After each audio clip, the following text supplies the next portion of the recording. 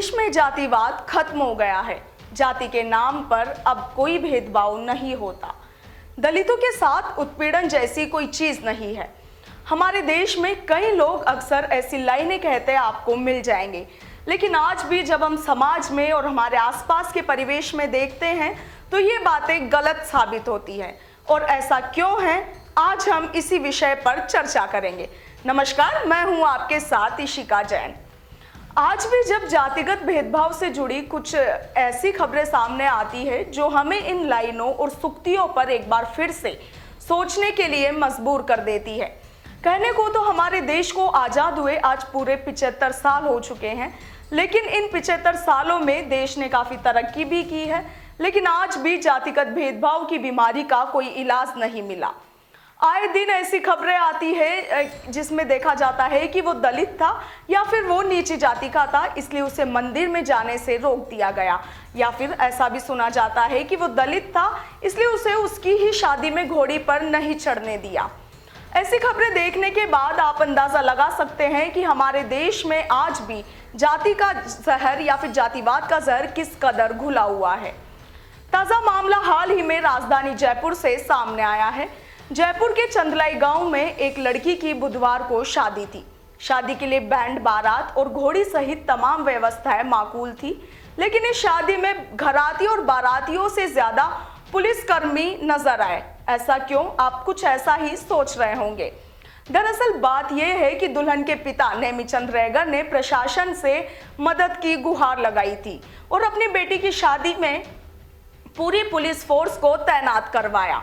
कारण सिर्फ इतना कि वो दलित है और उन्हें डर था कि उनकी बेटी की शादी में कुछ लोग रोड़ा अटका सकते हैं, तो इसीलिए उन्होंने पहले से ही सुरक्षा अपनाने की सोची। वो कहते हैं ना कि प्रिकॉशंस बेटर देन क्योर, यानी कि कुछ गलत हो उससे पहले ही कुछ सावधानियां बरत लेनी चाहिए। और ऐसा ही कुछ किया जयपुर के इन नेमीचंद रेगर ने।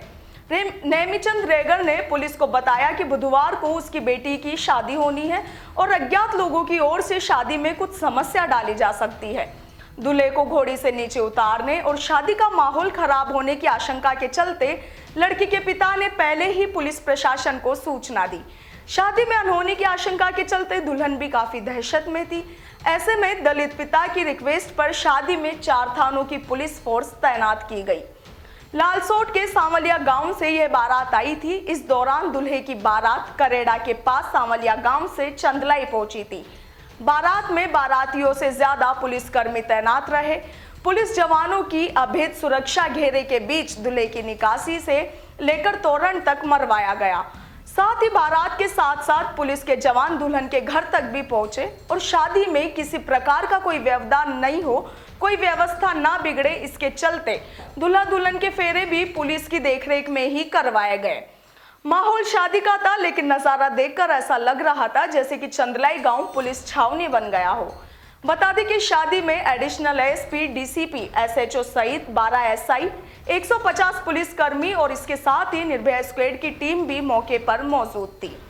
आज ये जो मामला हमने आपको बताया है, यह कोई नया मामला नहीं है। अक्सर ऐसी खबरें देखी जाती है जहां दलित होने के नाम पर लोगों का शोषण किया जाता है और उन्हें उन्हीं के अधिकारों से वंचित रखा जाता है। और वाकई जब कुछ ऐसी खबरें हमारे सामने आती है या हम अपने आसपास के परिवेश में देखते हैं तो ये हमें लोगों की मानसिकता पर सोचने को मजबूर कर देती है।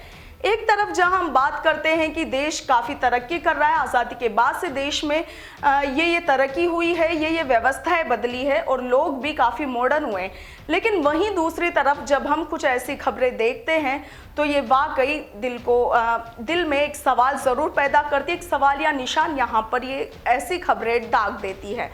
इस तरह की खबरों पर या इस मामले पर आप लोगों का क्या सोचना है, हमें कमेंट सेक्शन में अपनी राय अवश्य बताएं। अभी के लिए इतना ही। नमस्कार।